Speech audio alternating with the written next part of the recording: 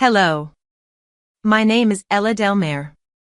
My sister once told me the sea would hide everything, right before she had me handcuffed and thrown overboard like I was nothing but a mistake to be erased.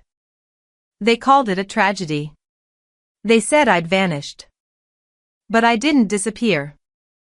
I came back, alive, angry, and carrying the truth they thought they could bury with me. This isn't just about betrayal. It's about what happens when your own family decides your silence is more useful than your existence. Ever wondered how far someone will go to make sure you're never heard from again? Now ask yourself, what would you do if you survived? Would you let them forget you? Or would you make them remember you forever? The sun was just beginning to sink behind the marsh, turning the water the color of burnt copper. I could smell the salt in the air as I walked up the long drive to the house, our house. Or at least, it had been.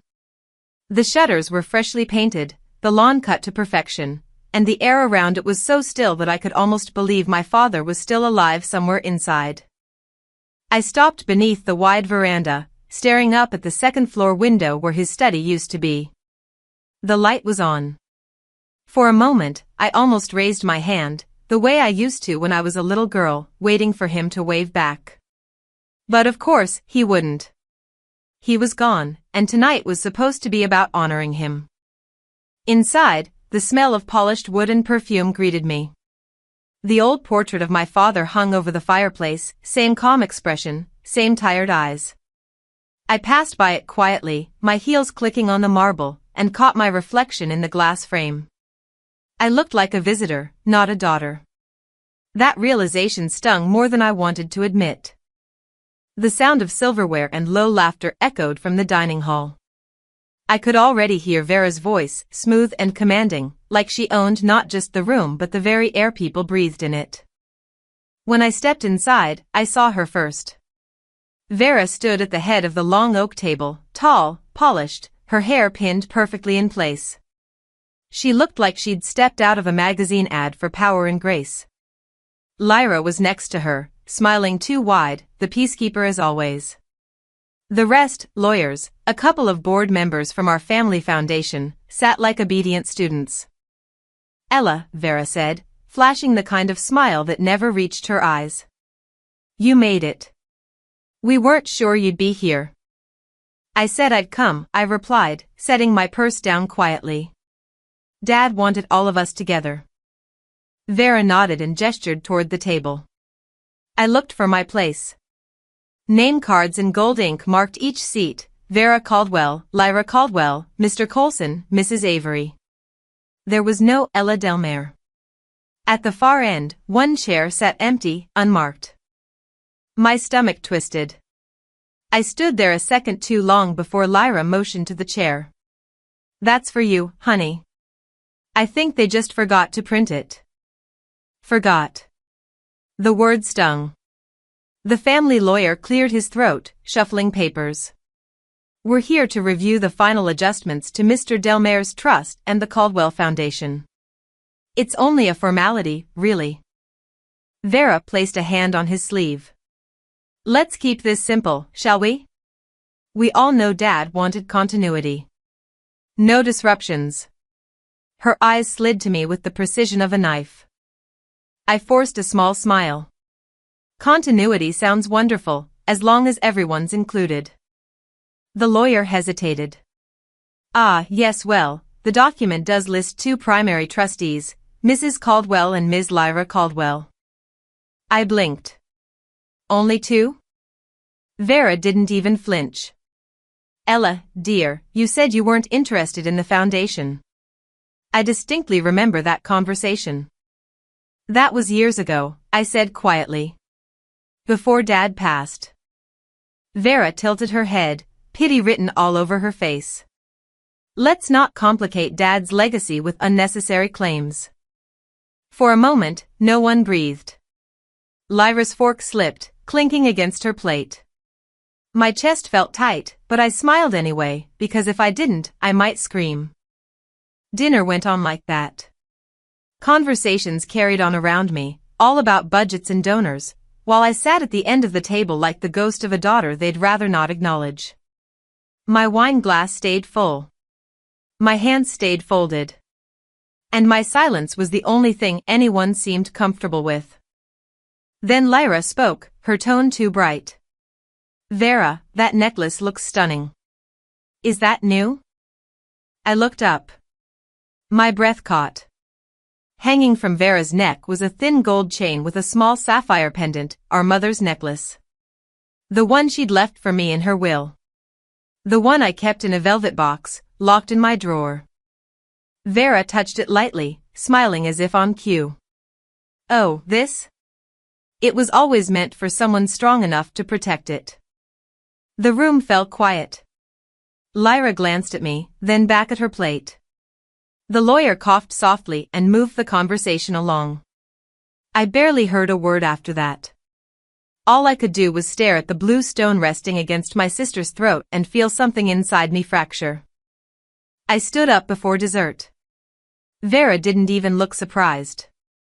"Leaving already?" she asked sweetly. "I have what I came for," I said, voice steady. I made it out of the room and down the hallway before the first tear escaped. I wiped it away quickly. Crying in that house was a luxury only Vera could afford. Outside, the evening air was heavy with the smell of wet grass. I walked toward the servants' wing, needing space, needing anything that didn't smell like perfume and lies. The butler, old Mr. Hayes, who'd known me since I was 10, stepped out from the pantry door. He looked uneasy. "Miss Ella," he said quietly, glancing around to make sure no one was listening. "Forgive me. The necklace, I laid it out from your drawer this morning. Mrs. Caldwell said you'd asked her to bring it down." For a second, I couldn't speak. "You thought I gave it to her?" "I did, Mississippi. I thought you knew." I wanted to be angry, but the sadness drowned it out. "It's not your fault, Hayes," I said softly. "You just did what she told you." He nodded, looking ashamed, then disappeared back into the kitchen. I stepped out through the side door into the back garden. The marsh stretched out before me, endless and dark. The cicadas had started their chorus, the sound wrapping around the still air. I sat on the old bench by the edge of the yard, the one where my father used to read the paper every Sunday morning. The house glowed behind me, golden and hollow. Somewhere inside, they were probably laughing again, toasting to their success. My success, too, if you counted what they'd stolen from me. I opened my purse and pulled out the small velvet box I'd brought, empty now. I ran my fingers over the worn fabric, remembering my mother's hands when she'd given it to me. "Keep it safe, Ella," she'd said. "Some things carry more than beauty, they carry truth." I sat there for a long time, until the sky went from deep blue to black. The air grew cooler, and I could hear the distant sound of waves against the shore. My mind was strangely clear. They had erased me from the table, stripped away my name, my inheritance, even the one piece of my mother that still felt like mine. But as I sat there staring at the water, I realized something I hadn't before. Silence was their weapon, but it didn't have to be mine. If they could erase me from that table, I could write myself back into the story. I didn't know how yet. But I would. The moon was rising when I finally stood. My reflection shimmered faintly on the water, pale and small, but still there. Still breathing. Still mine. She had stolen my place. I hadn't yet realized she also forged my name. The next morning, I woke up to the sound of gulls outside my window. The marsh was covered in a thin silver mist, and the air smelled like brine and magnolia. I hadn't really slept, just drifted between half-dreams filled with my sister's voice, her laugh, that sapphire glinting against her throat. Every time I closed my eyes, it replayed. I made coffee, black and bitter, and sat at the kitchen counter staring at my phone. There were 3 missed calls from Lyra, one text that said, "Please don't make this worse." I didn't respond. She never made things worse because she never did anything at all. By 9, I'd changed into a gray dress and pulled my hair back tight. If they wanted to treat me like an outsider, I'd at least look the part, clean, sharp, composed. I grabbed my purse and keys, locked the front door, and drove toward downtown Savannah. The law firm sat on Oglethorpe Avenue in one of those old brick buildings with wrought iron balconies and creaky stairs that smelled like lemon polish. It was the same firm my father had used for decades. When I stepped inside, the receptionist looked up, surprised but polite. "Good morning, ma'am. Do you have an appointment?" "I don't," I said, forcing a calm tone. "But I'm Ella Delmare. I need to speak to Mr. Holcomb. It's about my father's estate." Her smile faltered just slightly. "Oh. Of course. One moment." She disappeared behind the frosted glass door, whispering something to someone. I waited, studying the framed degrees on the wall. When she returned, she said, "He can see you now." Mr. Holcomb's office was just as I remembered, dim light, bookshelves heavy with dust and law journals, a smell of tobacco he'd never quite gotten rid of. He rose from behind his desk with a stiffness that spoke of years sitting too long. "Ella," he said, extending a hand that didn't quite meet mine halfway. "I was under the impression you'd been informed of everything." "Informed of what, exactly?" He gestured to the leather chair across from him. "Please, sit." I didn't. "I'll stand." He sighed, adjusted his glasses, and pulled a thick folder from the cabinet. The sound of paper sliding out made my chest tighten. He laid several sheets in front of me. "These are the closing documents for your father's estate and the Caldwell Foundation's trustee designation. You're listed here under release of beneficiary rights." "Release?" I repeated. He nodded. "Yes. You waived your inheritance, formally. 2 months ago." The room went silent except for the ticking clock on the wall. "That's impossible," I said. "I never signed anything." Mr. Holcomb frowned and turned the papers around so I could see. There it was, of my name, my signature in looping blue ink, every curve familiar. Ella Delmare. My mouth went dry. That's not possible." He shrugged lightly, the gesture practiced. "It's quite possible, I'm afraid. This is a legal document. Dated, notarized, and filed." I leaned closer. The handwriting was mine. The way I curved the E, the tiny tail on the R. But something felt wrong, too deliberate, too symmetrical. My hand never wrote that perfectly, not even on good days. "May I see the notary stamp?" I asked quietly. He hesitated. "It's not necessary, Miss Delmare." "I'd like to see it." His jaw tightened. "The matter is closed. You signed, the file's complete. Any dispute now would only reflect poorly on your father's memory." That line, "your father's memory," hit me like a slap. It was exactly the kind of phrase Vera would use when she wanted to silence me. "Who delivered this document?" I asked. "Did I hand it to you personally?" He flipped a page. "It was dropped off by courier. The envelope bore your name." I felt something cold spread through my chest. "Do you remember the courier's company?" He looked annoyed now. "Ella, your sister handled most of the estate communications after you fell ill, didn't she?" I froze. "When you had that flu last spring," he continued. "You sent her your paperwork to help organize things." That was my understanding. I remembered it instantly.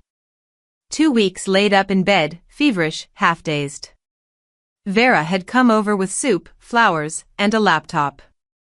She'd said, "Let me help you clean up your inbox before you drown in emails." At the time, I'd been grateful. I'd even given her my password to print a few files. My father had still been alive then. I never imagined she'd look for anything else. "Mr. Holcomb," I said, forcing my voice not to shake. "If I wanted a copy of this release of rights, could I have one?"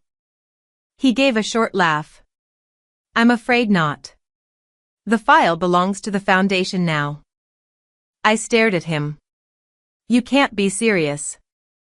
Completely serious. And I'd advise you to drop this, for your own sake. He leaned back in his chair, folding his hands like a man closing a door in someone's face. You've always been a good girl. Don't make trouble where it isn't needed. Good girl. The words burned. Right, I said quietly. Would you mind if I take a moment to look closer? Just for closure. He nodded, satisfied, and looked toward the phone on his desk. While his attention drifted, I pulled my phone from my purse and snapped a photo of the document, flash off, silent mode. My heart hammered as I slid it back. When he turned back to me, I was already standing. Thank you for your time, Mr. Holcomb. He frowned. Ella. But I was out the door before he finished. The receptionist looked startled as I passed. Outside, the sun had risen high, hot and heavy. Savannah's streets were alive with the hum of cicadas and the distant clang of church bells. I walked quickly, barely seeing where I went, the heat wrapping around me like a second skin. At the corner cafe, I stopped to catch my breath. My hands trembled as I opened the photo on my phone. The signature glowed on the screen, my name, written in perfect imitation. Too perfect. I zoomed in on the loops, the slant. Vera had always been good at imitation. She'd mimicked my handwriting when we were kids to get out of chores. I'd laughed about it then. Now it made my stomach turn. A man at the next table glanced at me, curious. I turned the phone over, hiding it. My throat felt tight. I took a sip of water, but it didn't help. They hadn't just taken my place at the table. They had stolen my identity. I sat there until the ice in my glass melted, my thoughts spiraling. How far back did this go? Had Vera planned it even before our father passed away? Every conversation, every soft smile, had it all been groundwork for this? I remembered her voice that night at dinner, calm and controlled. Let's not complicate Dad's legacy. No, she didn't want complication. She wanted silence. I stood, paid for my drink, and stepped back into the street. The light was blinding, the air thick. My heels clicked on the old brick walkway as I walked toward the car. I didn't know what I was going to do yet. But I knew one thing for sure, this wasn't a mistake or a misunderstanding. It was deliberate. Planned. And if Vera thought she could bury me under a stack of forged papers, she had underestimated just how much I'd learned from her. That afternoon, I drove back to the house and parked across the street, engine off, watching the curtains move in the upstairs window. Vera's silhouette passed by once, graceful as always. I whispered into the empty car, "You forged my name, Vera. But you can't forge who I am." The words felt like a promise. And now, I had proof they were building a future on a lie. A week passed, though it felt like a single long exhale that never quite turned into breath. After leaving Mr. Holcomb's office with the photo of the forged signature burning a hole in my phone, I tried to act like nothing had changed. I still bought groceries, watered my plants, answered emails from old contacts who didn't know my world was unraveling. But beneath the routine, I was unraveling too, quietly, efficiently, the way women like me are taught to collapse. That's when Vera's invitation arrived. It came by courier, of course it did, hand-delivered in a cream envelope with the foundation's gold crest embossed in the corner. The message inside was short, elegant, and written in Vera's signature calligraphy. Ella. Let's reset. Just us. No lawyers. No legacy. Just sisters. 3 days aboard the Providence. Please say yes. V. I stared at it for 10 minutes. My first instinct was to tear it in half and burn the pieces. But something stopped me. Maybe it was curiosity. Maybe it was hope, the kind you bury deep, but never quite kill. A part of me wanted to believe that Vera had a shred of decency left. That this was a real olive branch. Or maybe, more honestly, I wanted to see how close she'd dare to stand next to the damage she caused. I packed light. One suitcase. Neutral clothes. No jewelry. I didn't tell anyone I was going, not even Lyra. Especially not Lyra. The yacht was docked in Key Largo when I arrived. The sun was already beginning its descent, casting long, golden reflections off the water. The Providence gleamed like a magazine cover, immaculate, excessive, and vaguely unreal. A young crew member greeted me with a practiced smile. "Ms. Delmare? Welcome aboard." He didn't ask for ID. Didn't even seem surprised to see me. "Ms. Caldwell is on the upper deck. Would you like a drink while we get your cabin ready?" I nodded. "Champagne," I said. If I was going to play this part, I might as well do it right. He handed me a flute and led me upstairs. Vera was already holding court, lounging on a sunbed in a white linen dress, sunglasses perched like a crown. A couple of other guests, her legal advisor, maybe a foundation donor, were scattered around sipping drinks and pretending not to study me. "Ella," Vera said, rising gracefully. She air-kissed both of my cheeks, her fingers cool and practiced. "You look well." "I manage," I replied. She waved a hand toward the horizon. "Isn't this perfect? No phones, no press. Just peace and good company." I took a slow sip and said nothing. When I asked for my room, one of the crew members showed me below deck to a small, clean cabin with a single porthole and pale gray linens. It smelled like lavender and expensive soap. On the inside of the door, the lock mechanism was broken. Or more accurately, absent. The bolt was gone entirely, leaving a smooth metal circle where it once had been. I paused. "Is this normal?" The crewman gave a rehearsed chuckle. "Just cosmetic. You're perfectly safe." I didn't push. Not yet. Dinner never came.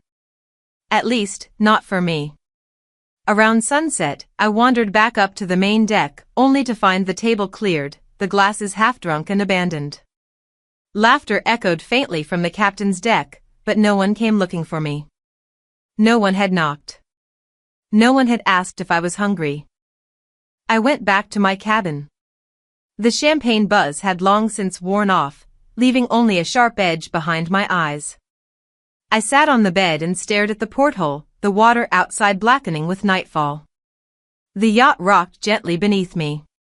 For a moment, I imagined this was what it felt like inside a coffin, sealed, padded, floating. Then I noticed the box. It was square, wrapped in white tissue, resting neatly on the edge of the bed where I hadn't left anything. I hesitated. My instinct told me not to open it, but I did anyway. Inside was a dress. At first, I didn't recognize it. The fabric had been bleached, then dyed a strange reddish pink. Almost rust-colored. The seams were hand-stitched, the lace at the collar delicately frayed. Then it hit me. It was my mother's wedding dress. The one she'd promised I could wear if I ever wanted to. The one I'd found neatly folded in storage after she died, wrapped in cedar-scented paper. I'd kept it, untouched, in a box at home. The tag was still sewn inside with her initials. I reached deeper into the tissue and found a note. "It was never meant for you anyway." No signature. No flourish. Just 10 words that felt like a slap across every memory I had of my mother's arms around me. My hands shook. I laid the dress across the bed. Its color, so wrong, so intentional, bled across the sheets like bruises. I tried the door. It wouldn't open. There was no lock on my side. I banged once, lightly. Then again, harder. Nothing. No footsteps. No voices. Just the hum of the engine and the distant clink of glasses above. I reached for my phone. No bars. Of course not. I sat back on the edge of the bed and stared at the porthole, wondering how long it would take someone to notice if I screamed. Wondering if that was the plan. A slow, quiet undoing. No fight. No mess. Just a woman who vanished off the coast with no one to call foul. But I didn't scream. I laid the dress back in the box, carefully. I sat down and opened my phone's camera, taking photos, close-ups of the stitching, the tag, the note. I moved methodically, just as I had when Dad used to ask me to log old foundation receipts into the archive. Evidence. Everything was evidence now. I turned on the voice memo app. "This is Ella Del Mar," I said aloud. My voice sounded dry and flat. "I'm on the Providence. My cabin has no interior lock. I have been left here with no communication and no explanation.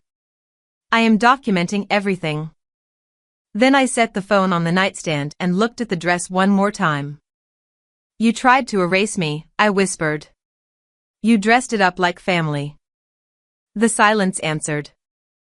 It was no longer about reclaiming my place, it was about surviving what they planned next. I didn't sleep that night. Not really. I laid there in that tiny cabin, surrounded by the scent of salt and lavender soap, staring at the gift box that once held my mother's wedding dress, now permanently stained with whatever symbolism Vera had poured into it. The red color hadn't faded. If anything, it deepened under the low cabin light, growing darker with every hour that passed. I thought I might scream. I didn't. I thought I might try to break the door down. I didn't do that either. Instead, I listened to the way the yacht creaked, to the waves brushing against its sides, to the occasional clink of glasses or footsteps somewhere above me. And when none of that drowned out my thoughts, I pressed record on my phone again and said things out loud, not for anyone else but to remind myself I was still real. By the time the first light bled through the porthole, the silence had changed. It was heavier. Intentional. As if the boat itself had been told not to acknowledge me. I stood, smoothed out the wrinkles on my dress, and braced myself. When I stepped out onto the upper deck, the air was sharp with early dawn chill. A breeze stirred, but the sea was calm. The sky hadn't fully turned yet, just a whisper of gray across the horizon. The kind of morning that makes everything feel like it's waiting for something. Vera was already there. She stood by the railing, one hand on her coffee cup, the other resting lightly on the polished rail. She looked peaceful. Maybe even content. Her white silk robe fluttered slightly in the wind, and she didn't flinch when I approached. "Morning," she said without turning around. I stopped several feet away. "Couldn't sleep." She finally looked at me. Her expression was unreadable, somewhere between a smile and something colder. Funny, neither could I. Guess we both had things on our mind. The deck was empty. No Lyra. No crew in sight. "You wanted me to see the dress," I said quietly. Vera sipped her coffee, still looking out at the ocean. "You were never meant to wear it, Ella. You know that.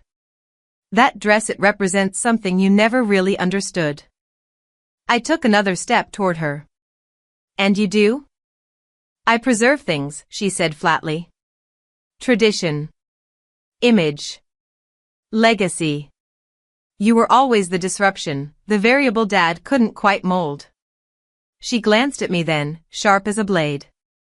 "And now you're recording voice memos like they'll save you." "They won't." My hands curled at my sides. "I don't need saving, Vera. I just need the truth." "The truth," she repeated with a quiet laugh. "The truth is nobody would have believed you. They barely noticed when you walked out of dinner. You think they'll come running if you vanish at sea?" There it was. I felt it, deep in my chest, a shift, like the moment before a glass cracks. The way her voice dropped just slightly. Too smooth. Too sure. Like she was already writing the next version of events and I wasn't in it. She turned her back to me again, gazing into the waves. "You weren't supposed to fight. You were supposed to disappear quietly." Behind me, the door to the deck opened with a soft click. Two men stepped out. Crew members. Neither of them looked directly at me. One held a pair of metal handcuffs in his hand, dangling between his fingers like it was routine. I didn't move. Does Lyra know? Vera didn't hesitate. She knows not to interfere. The man stepped forward, motioned with his hand as if asking for my wrists. I looked at him, really looked, and saw no malice, just detachment. A job to do. I raised my hands slowly. The cuffs were cold and heavier than I expected. They locked around my wrists with a snap that echoed louder than it should have in the open air.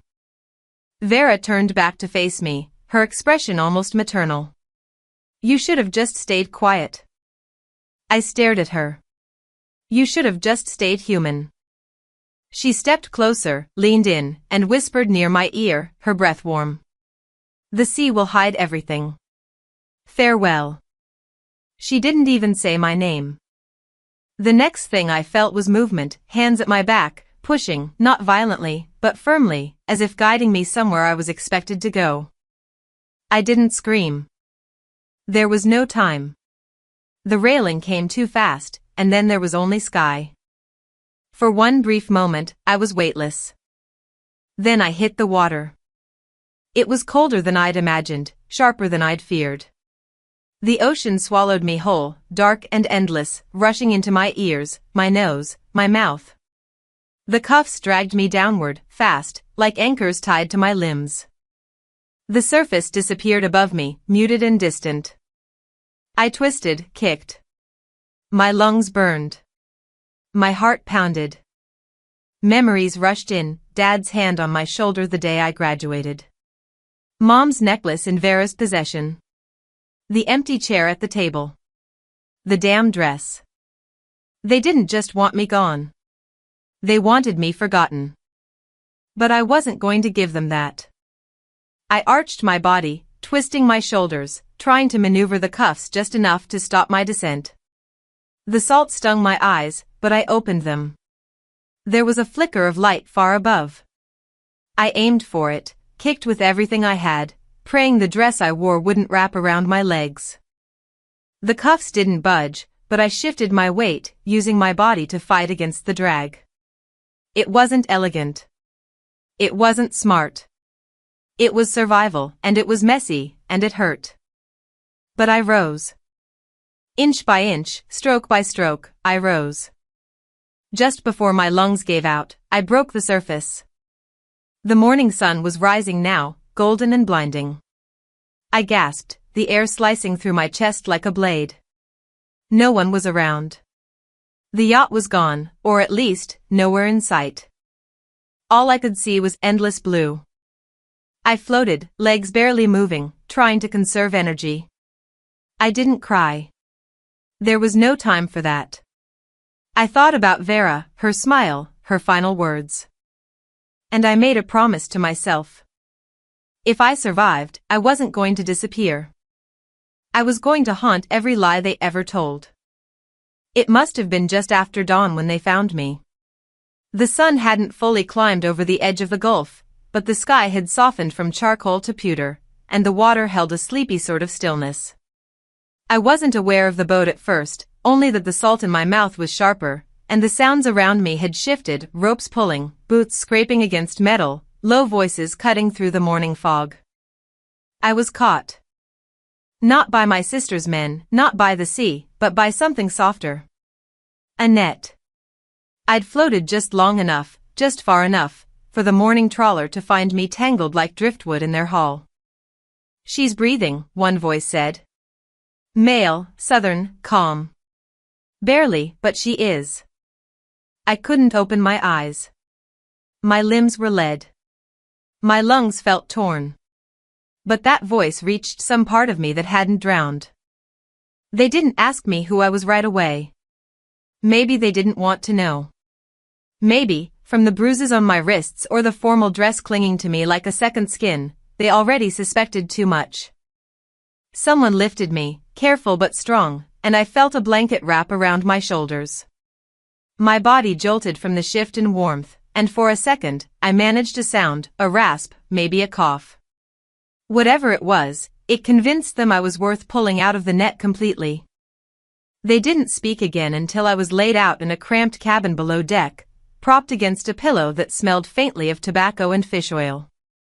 Someone placed a mug of something warm near my mouth. I tried to drink but choked. They didn't force it. I drifted again. When I woke next, the boat was still. The sound of gulls echoed overhead. I opened my eyes slowly and blinked against the blur. The ceiling was low, the paint chipped. An old electric heater hummed at my feet, and beside it sat a bowl of thick chowder, steaming faintly. A man sat across from me in a weathered chair, arms crossed, his lined face watching me with the kind of caution men like my father used to wear during business negotiations, reserved, calculating, but not unkind. "You're Edward's girl," he said simply, not as a question. I opened my mouth. Tried to speak. Only a whisper came out. "You knew my father?" He nodded. Knew him better than most. He didn't fish, but he respected those who did. I coughed, cleared my throat. "Your name?" "Orrin McTavish," he said. "I run this trawler out of Cedar Key. You landed in our net this morning, same time we usually catch blue crab. You gave us both a surprise." There was a pause. "You were in the water a while," he continued. "Those cuffs on your wrists weren't for style." I touched them without thinking.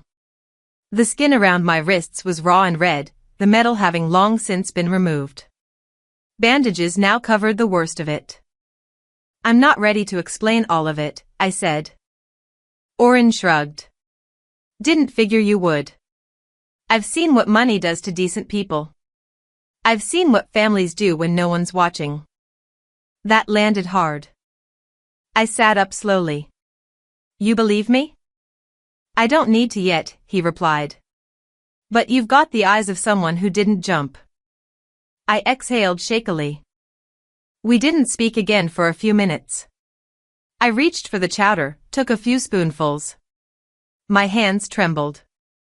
Orrin didn't comment on it. Eventually, I said, "I need to disappear. Not like how they wanted, but for a while. I need to figure out my next step." Orrin nodded, stood, and rummaged through a cabinet. When he turned back, he held a stack of folded clothes, a faded sweatshirt, cargo pants, socks. He set them beside me. "Change into these. I'll toss the dress." He didn't ask where it came from. He opened a drawer near the helm and pulled out a black flip phone, already charged. "Burner," he said. "No GPS, no contacts. I keep a few on hand." I blinked. "You expect trouble often?" He half smiled. "I don't expect anything anymore. That's why I'm still alive."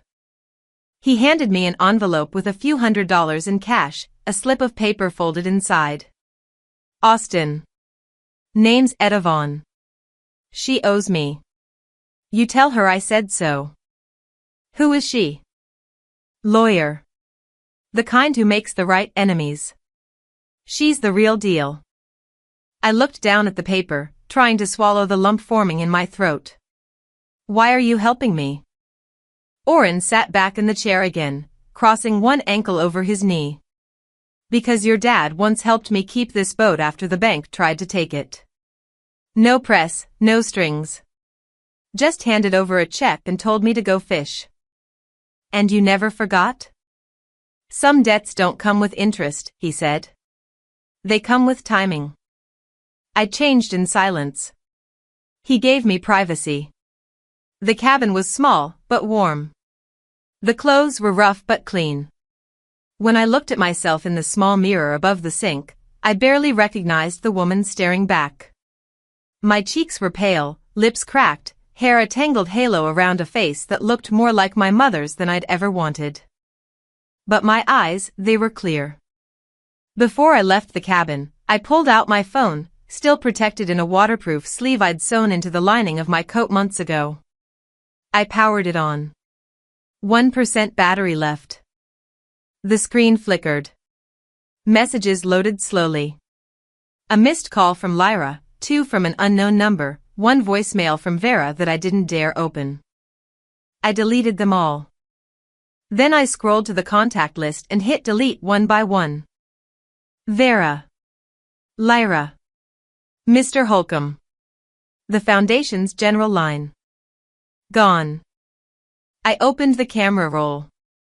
Scrolled to the photos of the dress, the note, the signature.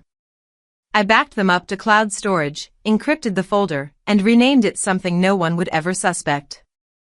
Then I turned off the phone and placed it in the bottom of my bag. I wasn't planning revenge. I wasn't even looking for redemption anymore. But I wasn't going to vanish. Not again. Not quietly.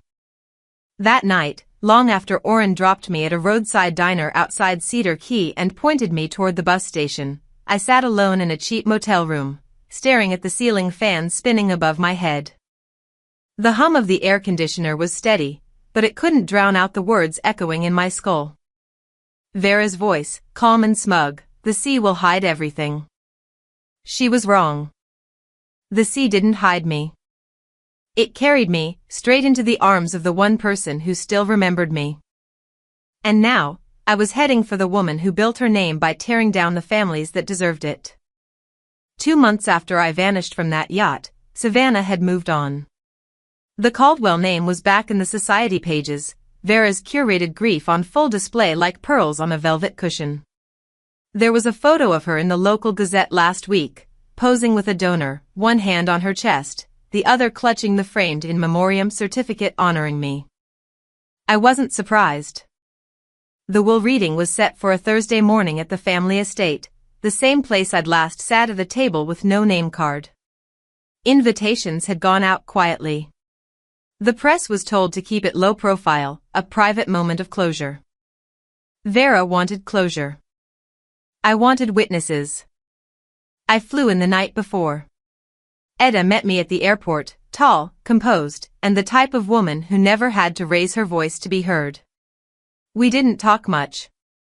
She handed me a folder, I handed her the burner phone. Everything else could wait. Now, standing outside the same double doors I used to sneak through barefoot as a child, I felt nothing. No nerves. No fear. Just precision. I waited for Vera to speak first. Inside, the ceremony had already begun. Soft music, catered finger food, and Vera standing under the portrait of our father as if she were the widow, not the daughter. She wore deep navy, a color meant to evoke solemnity, but tailored within an inch of its life. Her hair was twisted into a low chignon. Her voice floated through the air like incense. "We remember Ella not only for her softness," she said, pausing just long enough for effect, "but for her spirit, however troubled it may have been. Some people simply break under the weight of legacy." The room murmured in polite sympathy. "She was fragile," Vera continued. "But we loved her." That was when the door opened. I didn't slam it. I didn't rush. I stepped through like I had every right to be there, because I did. I didn't wear black. I didn't wear grief. I wore steel gray, a color without apologies. The room froze. Someone gasped. A chair scraped the floor. I saw Lyra's hand fly to her mouth. Vera didn't move. Her eyes locked on mine, and I watched the facade crack just beneath the surface. I said nothing. I didn't need to. I walked to an empty seat at the front and sat. Vera cleared her throat. "This must be a misunderstanding." She tried to smile, but her lips barely twitched. "Ella, we thought. After the Coast Guard report, the empty boat." I tilted my head slightly.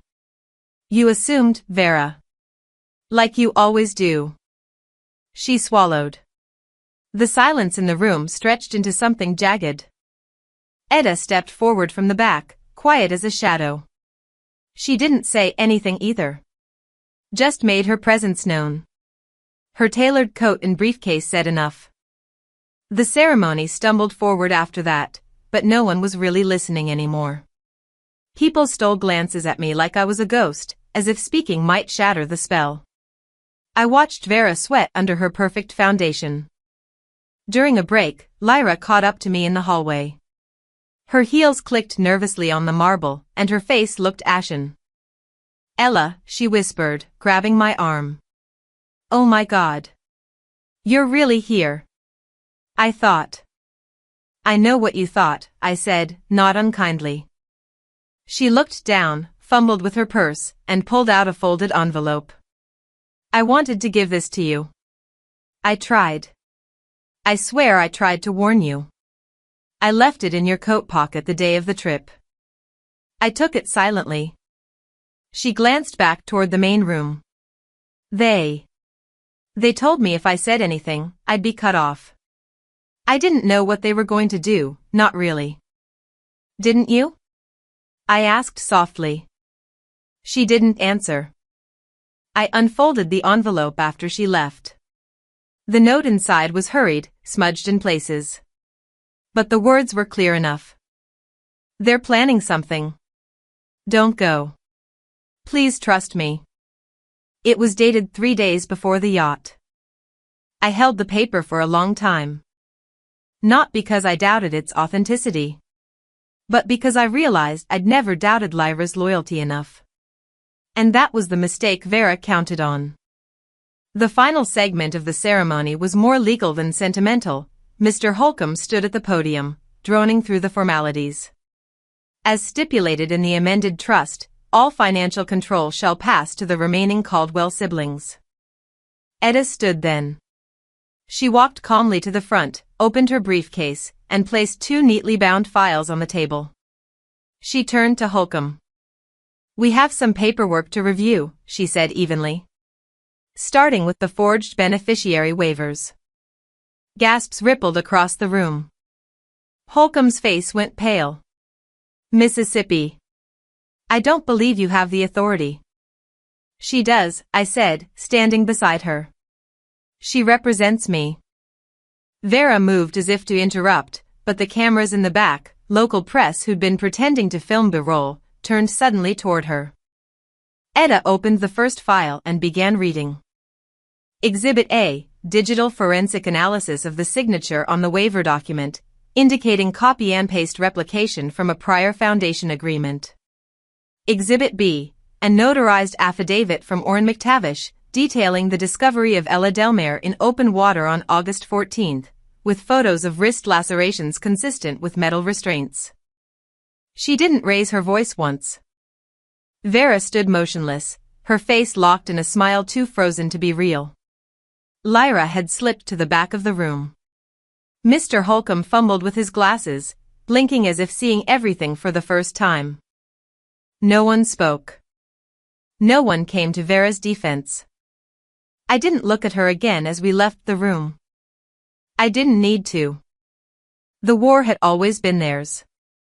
I was just taking my name off the casualty list. The morning of the hearing felt like a storm holding its breath. The courthouse steps were slick from a light drizzle, and the humid air clung to my skin as if Savannah itself knew what was about to break open. Etta walked beside me, calm as ever, her heels making no sound on the marble floor. She didn't have to speak, her quiet presence said it all. This wasn't a day for emotion. It was a day for facts. Inside, the courtroom was smaller than I expected. A handful of people filled the benches, journalists pretending to be legal observers, a few familiar faces from the foundation board, and, at the front, Vera Caldwell herself. She looked immaculate, as always, in a pearl gray suit and a faint smile that didn't reach her eyes. To anyone else, she might have looked composed. But I knew her well enough to see the tension in her jaw, the stiffness in her posture. Etta placed her bag on the table, opened her folder, and leaned close. "No interruptions," she whispered. "Let her talk herself into a corner. When it's time, we'll burn her with the truth." I nodded. Across the aisle, Vera's lawyers shuffled through their papers. The lead attorney, a man named Whitaker, was one of those polished Southern types who believed charm was a weapon.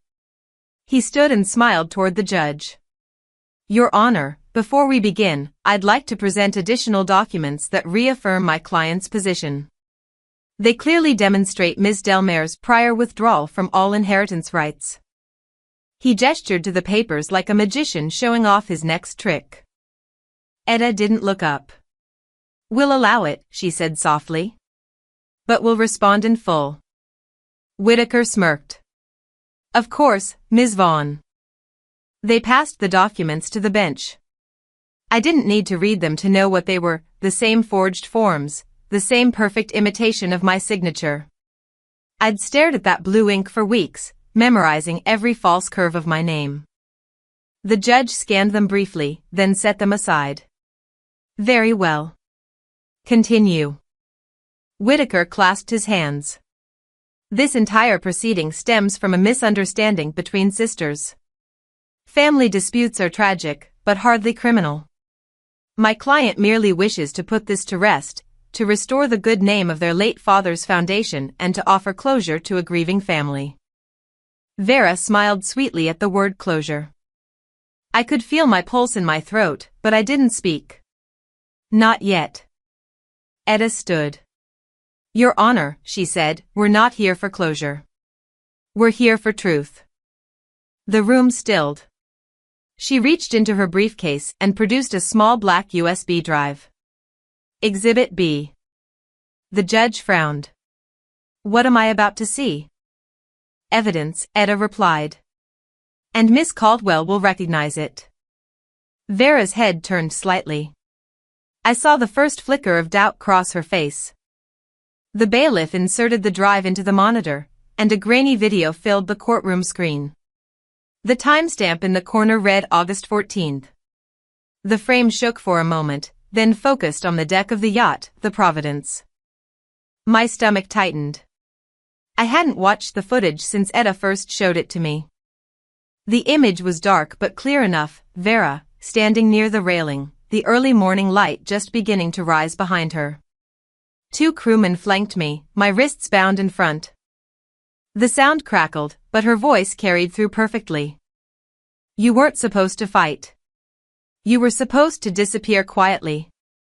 Then her final words, almost soft, almost tender. The sea will hide everything. Farewell. A hush fell over the room. The camera caught the moment she nodded to the crew, and they obeyed. One push, and I was gone from the frame. The video ended there, frozen on Vera's face. The silence that followed was louder than any gasp. The judge leaned back slowly, removing his glasses. Reporters in the back of the room lifted their phones, pretending to adjust settings while quietly filming. Even Whitaker had gone pale. Vera didn't move. Her smile had vanished entirely. Etta's voice was calm when she spoke. This footage was retrieved from an auxiliary security system on the Providence, recovered from the yacht's server by a third-party technician. Its authenticity has been verified by digital forensic analysis. The judge nodded. Noted. Vera finally stood. Her voice wavered just slightly. That video proves nothing. My sister was unwell. She'd been drinking that night. I tried to help her. You can't hear the full context. Context? Etta cut in. You mean the part where you ordered 2 men to throw her into open water? That context? A murmur swept through the gallery. Vera turned toward me then, her eyes sharp, desperate. Ella, tell them the truth. Tell them we fought, yes, but I never meant. I met her gaze and said nothing. Let the silence do what it does best, expose. The judge raised a hand. Enough. This court will take a short recess. But Etta wasn't finished. Your Honor, we have one more witness. A woman rose from the back row, walking steadily to the front. Her hair was silver at the temples, her skin weathered. I didn't recognize her at first, but when she introduced herself, the name struck something familiar. My name is Narine Ash, she said, her voice quiet but sure. 5 years ago, I worked with the Caldwell Foundation. I was head of research grants. When I discovered discrepancies in financial reports, Ms. Caldwell arranged a private meeting on her boat. She paused. The room hung on her words. I was told later that I resigned voluntarily, she continued. But the truth is, I woke up in a hospital 2 days later, with no memory of how I got there and a signed letter of resignation I never wrote. The murmurs grew louder. Etta looked toward the judge. We have hospital records and time-stamped messages corroborating her story. Vera tried to speak, but the judge's gavel cut through the air. Quiet, Miss Caldwell. Narine looked at me then. Her eyes were kind, heavy with understanding. She tried the same with me, she said. Only I didn't survive with my name. For the first time, Vera's mask slipped completely. Her voice cracked, sharp and shrill. You're both liars. You're trying to destroy everything our father built. Etta turned to her. No, Miss Caldwell. You did that yourself. The judge adjourned the session for the day, but it didn't matter. The story had already escaped the courtroom. By the time we stepped outside, there were cameras waiting, microphones flashing, questions flying. I didn't answer any of them. I didn't have to. The truth was out, and the world would chew on it long before Vera had the chance to spin it. She called after me once as I left, her voice trembling, barely audible over the crowd. You've ruined me, Ella. I turned just enough for her to see my face. No, I said softly. You ruined yourself the day you thought I wouldn't rise back to the surface. The sun had broken through the clouds by the time I reached the courthouse steps. For the first time in a long while, I breathed without feeling like I was borrowing someone else's air. If truth was fire, then I had only just struck the match. 2 weeks after the courtroom cracked open the truth, Vera Caldwell booked a rooftop in Manhattan as if nothing had happened. The gala was billed as a night of legacy and renewal. The invitation arrived via courier, addressed to donors, partners, and friends of the foundation. My name, of course, was absent. But the city wasn't Savannah. And the crowd Vera invited didn't come to grieve, they came to network, drink champagne, and be seen beside power. What Vera didn't realize, what she never could understand, was that truth doesn't knock politely. It barges in when the timing hurts the most. Etta and I didn't enter together. She arrived an hour earlier, wearing a deep navy suit with clean lines, her face unreadable behind thin-rimmed glasses. I waited until the speeches began. From the balcony overlooking the East River, I could hear Vera's voice rising above the clink of wine glasses and camera shutters. The lights bathed her in gold, just the way she liked it, stage lighting for a performance built on polished deceit. I stand before you tonight, she declared, humbled by loss, strengthened by resilience, and ready to rebuild, brick by brick, the legacy my family left me. A woman near the back wiped a theatrical tear. Phones were lifted. A reporter typed in the notes app while nodding along. Redemption, Vera continued, is not something granted. It's earned through transparency, through service, through a willingness to face hard truths. Even when those truths hurt. My hands didn't shake when I pushed through the crowd. I wore no makeup. No diamonds. A charcoal gray dress with a single silver pin, a gift from my mother on my 21st birthday. It caught the stage lights, just enough for eyes to find me. The murmurs started before I reached the center. Faces turned. Someone dropped a glass. Vera's voice stumbled over her next sentence. That's why tonight, I'm launching the she blinked, mid-sentence, and the smile faded. Ella? I didn't wait for permission. I stepped up onto the platform, heels clicking against the polished wood, and took the microphone from her fingers. She didn't resist, but she didn't move either. I turned to face the crowd. Most of them didn't recognize me immediately. But enough did. The journalists from the courthouse. A few board members who'd gone suspiciously quiet since Exhibit B played across every social media feed. I'm sorry to interrupt, I said, voice steady. But I couldn't let this moment pass. Not without context. The room fell still. Vera didn't speak. She stood behind me, hands clenched around the base of the podium. You've heard a lot about legacy tonight, I continued. About resilience. About family. I reached into my clutch and pulled out the necklace. The one she stole from my drawer, wore to a dinner where my name had been erased. I held it up for the room to see. This, I said, belonged to my mother. It was never yours. Just like this foundation was never yours. Just like my signature, my place in this family, was never yours to forge, delete, or bury. I placed the necklace on the podium and stepped back. A hush swept through the crowd. Phones came up. Recording started. Vera finally moved. Her voice cracked through the silence. You can't do this to me. I looked at her then. Really looked. Not the image she crafted, the philanthropist, the older sister, the composed face of our father's legacy, but the woman underneath. The one who had thrown me into the ocean and expected the water to forget. I didn't, I said simply. You did it to yourself. The crowd turned. One by one, guests began walking away.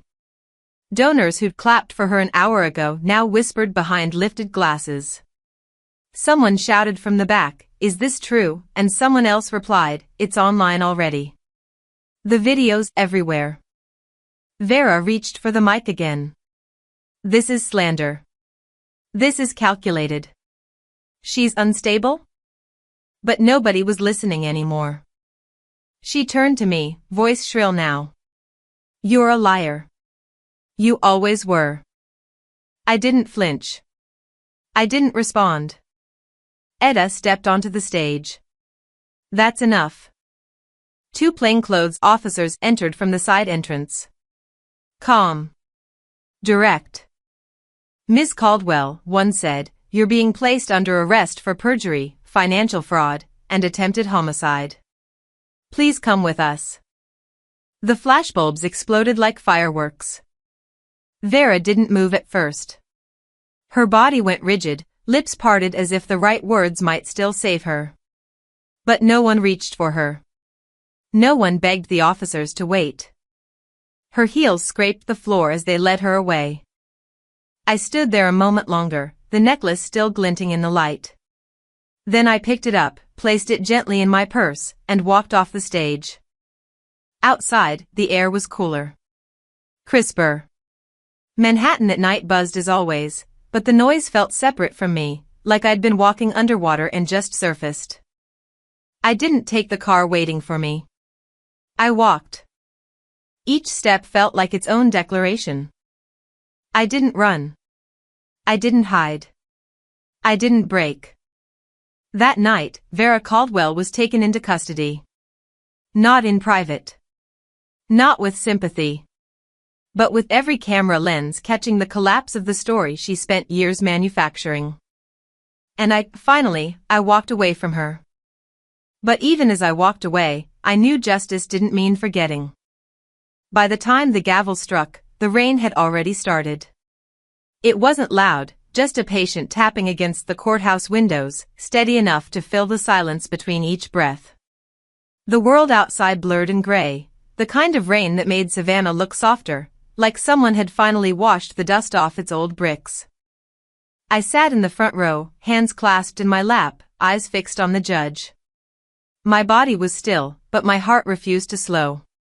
2 months of hearings had led to this. 2 years of lies had led to this.